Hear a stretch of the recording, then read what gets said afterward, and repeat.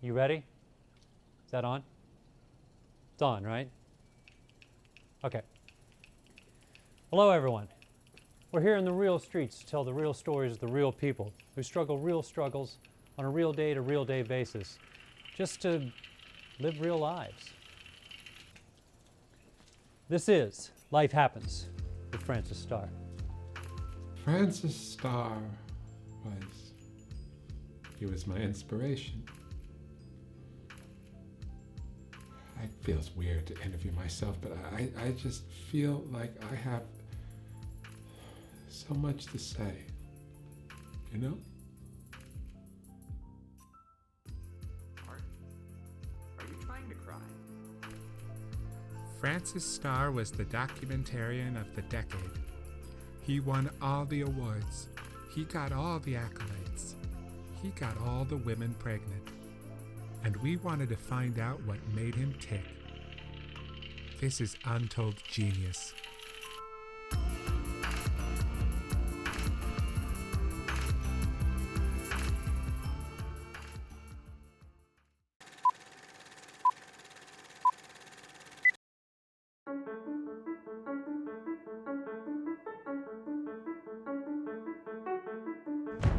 Yes, and so I don't really think that therapy is really quite necessary. I think I'm sorry, what?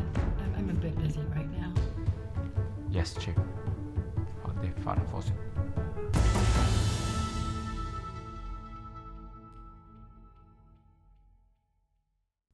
You might remember Francis Starr from when we got our Simon Finch documentary out before he did. We have 12 hours to make and premiere a documentary about Simon Finch before Francis Starr does the exact same thing. Francis was currently at work on a new film, Gangs 2, a sequel to his film Gangs 1, about which Richard Brody from The New Yorker confusingly said, "My erection speaks for itself. This film is arousing in a human way." As such, we wanted to get on his film set to profile him. Hi, Francis. Art Fisher here. But Francis was still bitter over my triumph with Simon Finch and didn't want to talk to me. I had an idea. It would require someone else who was a really big fan of Francis. I must have seen the reddish-bluish line like 100 times, and I'm sorry. Things are going really well with Rebecca, and I just can't continue. My nephew, Adam Goldberg, was evidently in a relationship with this woman, Rebecca Hart, who we probably met on the website Craigslist.com. But we were here to talk to Adam about Francis. He just told stories in a way that made you think and feel and wonder what it's like to be in America. My nephew was clearly a fan, so we sent him to Francis's set while I went undercover as his assistant. Hey, thanks for doing this. I like to get a lot of coverage. Oh yeah, of course, my pleasure. Who's this? That's my assistant. Hi, I'm Harris. I assist with camera. You seem familiar. Oh, no, I never met you.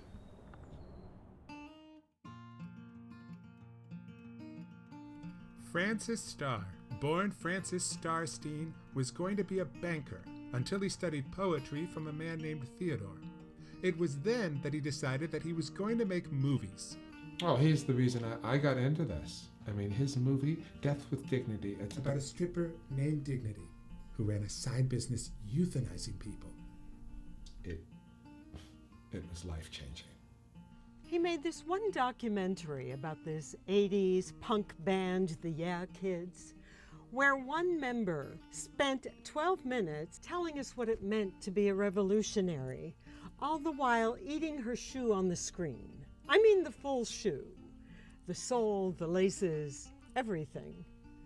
Francis's career took a hit after his movie Francis Starr Takes Steroids was panned by critics and audiences alike. So he did what any great artist does when they hit a slump. He decided to make a sequel. Even though Gangs 1 had been called exploitative, ignorant, and, frankly, a little racist, it had also won Oscars. So Francis settled on making Gangs 2. The big climax of the film would be an interview with local drug dealer Isaac Harper, whom you might recognize from his popular TikTok series where he does famous movie quotes. Honor, respect, and loyalty. You can't handle the truth. Shake it, not stir. Or you might recognize him for being linked to a series of drug-related homicides. Mr. Harper thought that he was meeting Frances for a normal drug deal. He had no idea that it was actually a surprise documentary interview. It was going to be very exciting, and I had a front row seat. I wanted to learn everything I could from my mentor. While we waited for Mr. Harper, we asked Frances some questions. So how long do you think it takes till you know that you've met the one? Might be early, but I've been thinking of proposing, and yeah. Really? That's beautiful. I say, can I film it? I mean, maybe we could weave it into this movie somehow. I don't think so. It's more of a personal thing, and I don't even know if I'm going to do it anyway. You know, it's so early. So does it get lonely on the road, all alone? I'm not alone. I sleep with all my subjects. I mean, I don't feel like I really know them unless I've made love with them. Wait, hold on a second. You made a documentary about a grizzly bear. Yeah, barely a man. You don't know a grizzly bear. How vulnerable and insecure they can be till you've held one in your arms after a long night of passion. In that case, what was it like to interview Mr. Rogers, the children's TV host? You're kind of making me uncomfortable. Why is your assistant asking me questions? Wait, can we get back to the sleeping with all your subjects thing? I'm gonna need him to leave. He's making me uncomfortable. Francis, they're on their way. Great. Let's go.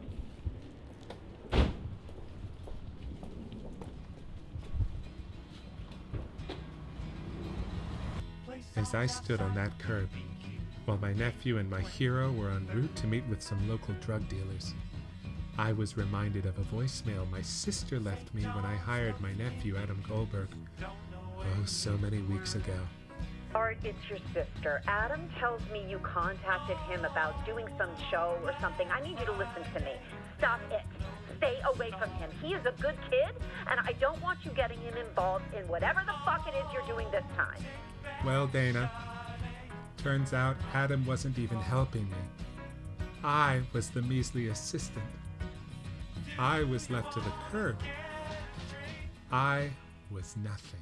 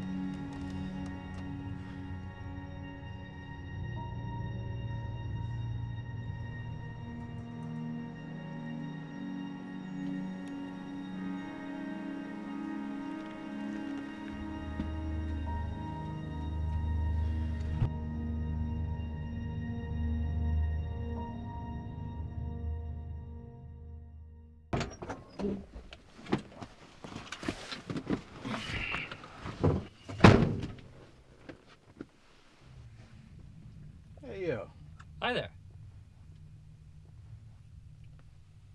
What the fuck is this? My name's Francis Starr. I've brought a documentary crew, and I'd just like to ask you a few questions. What the fuck? Yeah, what the fuck? Henry? Is that you? Nah, I don't know no Henry. I'm Slim Boy. No, that's Henry. Henry, we spent like 4 months together. Remember, I rode along with you and the other cops for my documentary, Undercover, The Lives of the Undercover.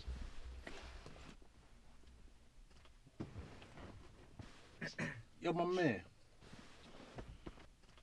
What the fuck is he talking about? I don't know, man. I don't know. He's tripping, all right? Just don't nail us. Are you an undercover cop?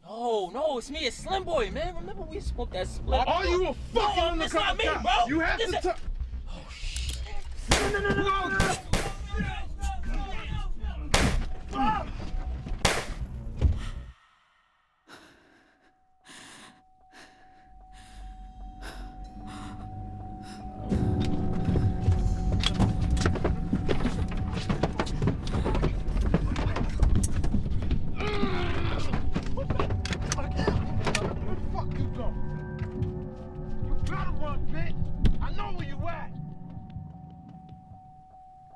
That was the last time anyone has seen Adam Goldberg.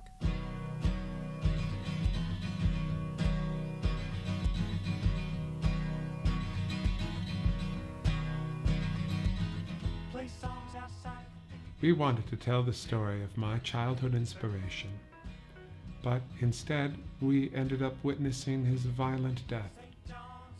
I ask myself, what could I have done to save him? And the answer is nothing. He selfishly kicked me off of his film set due to deep-seated issues of jealousy. And that's just so tragic, don't you think? Tragic and beautiful. Join me next week for another equally beautiful episode of Untold Genius.